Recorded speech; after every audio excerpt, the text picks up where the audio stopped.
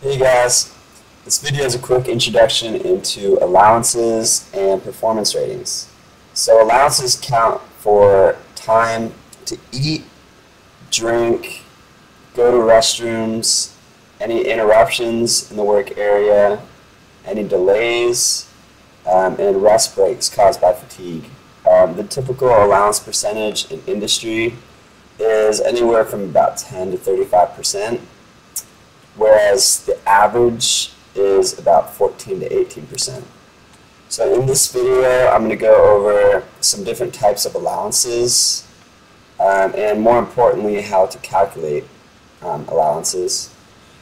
And there will be a short example for you guys to practice this on.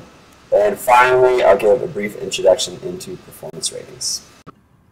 Okay, there are four main categories of allowances. The first and most common being relaxation allowances.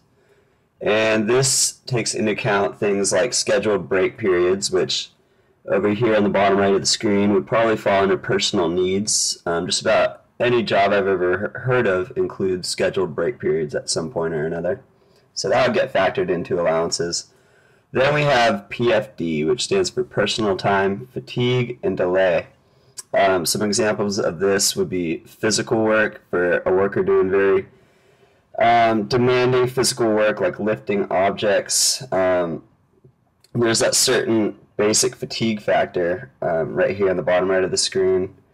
An example of a mental and cognitive allowance would probably be for, say, something like an accountant who's doing very meticulous, repetitive, kind of monotonous work. There's that mental and cognitive allowance.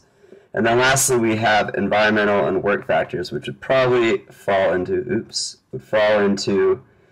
variable fatigue, variable allowances. You could have something like a snowstorm come in, and you'd have to account for that with allowances. If it's snowing, it's really cold out, it's probably going to take workers a little bit longer to do their work, and it's going to be a little bit more demanding. Okay, so the next three allowances are a little less common. I have them all here on one slide. First we have contingency, we also have policy, and kind of just special allowances, which I'll get to in a moment. So first with contingency, this is kind of just like unavoidable delays. Things such as waiting for a machine to run or waiting for materials to be delivered, etc. So that's contingency, that's unavoidable delays. Next we have policy, which is not actually really factored into the amount of time that a task takes. It's more kind of just wage incentive. I mean, when you think of allowances, you might think of your allowance from your parents, which is generally what they pay you. So that's kind of what a policy allowance is. And that's usually given by just the wage that the employee receives. Lastly, we have special allowances, which are things such as a new employee going to a new job and having to go through a learning process or a training process. I know for me at my job the past 2 summers where we were building custom electronics, I was pretty much constantly having to ask for help from other employees, so you would definitely have to factor in some sort of learning or training allowance for that.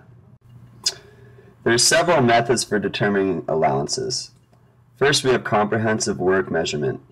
This is basically performing very intense work measurements on a certain operation and becoming very, very familiar with the process, and from here kind of calculate the allowances. And this is kind of a subjective method, so we won't really be doing this in this class.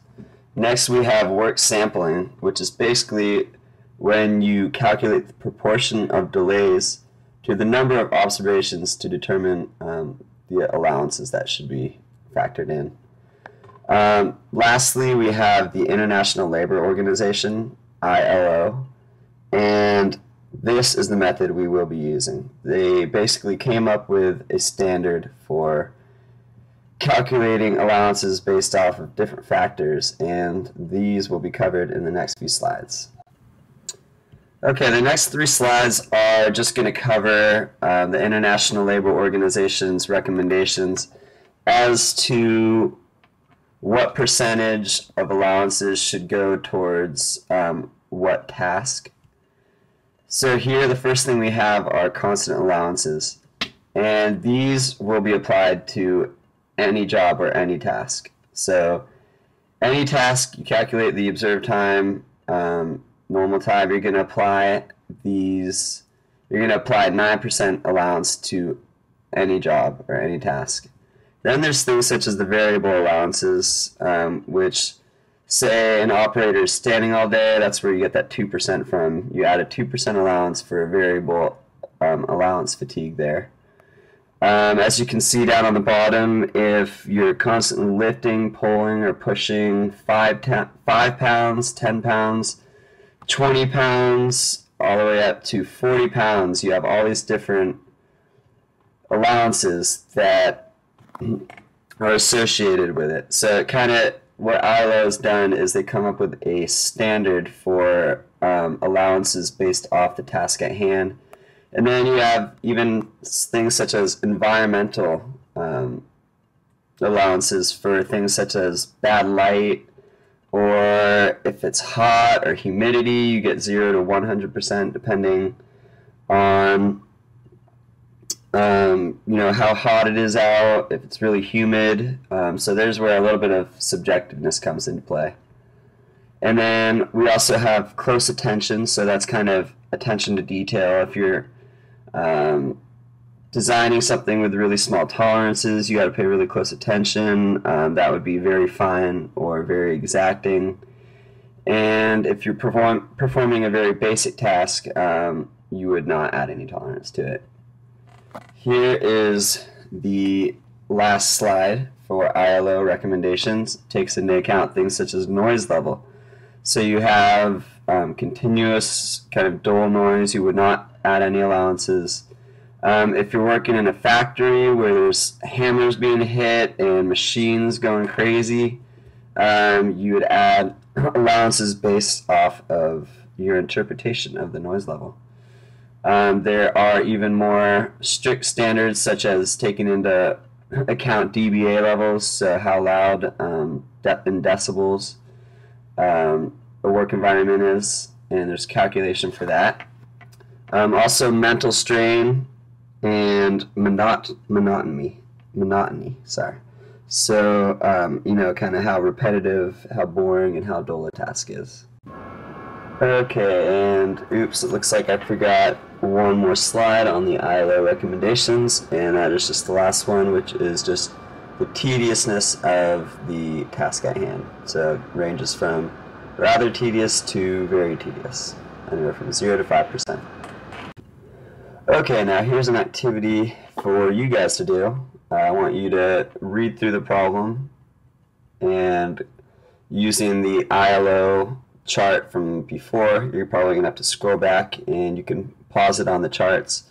You're going to want to take into consideration all of the factors listed in this problem, come up with total allowances, and then use the allowances to find the standard time for a task that normally takes 1 minute to do. And that is what you guys are going to be bringing into next class. Okay, so now that you guys have a good understanding of allowances, I want to touch briefly on performance ratings.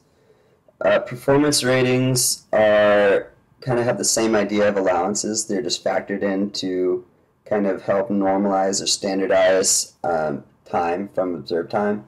And basically what performance ratings are, as you could probably guess, is they're just a way of rating an operator and their performance and in their skill level and effective speed of getting a task done. And as you can see in the slide, we have 65% is about the slowest performance rating you'll ever give someone, and 140 is the fastest. So 140 in terms of running would be like Usain Bolt. It's pretty much as fast as it gets.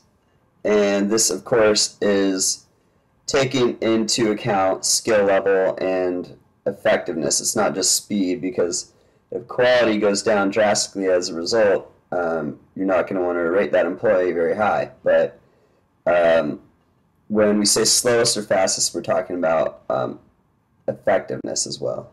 Okay, here's an example of a sheet you guys are going to see in class, and basically what this is a chart for documenting your observed rating versus a true rating. And what I mean by true rating is a rating as determined by a panel of experts. And what we're going to be doing in class is you guys are going to have a chance to rate some operators, and then we're going to compare them with their true ratings, so to speak. And then in the graph on the side, you'll have a chance to document basically your observed ratings versus the true ratings on the graph, which will visually display how you tend to rate operators, whether you rate them generally more difficultly than professionals do, or if you're more of a loose grader. So you'll get just a little bit of a feel for that. Alright, and that concludes this video.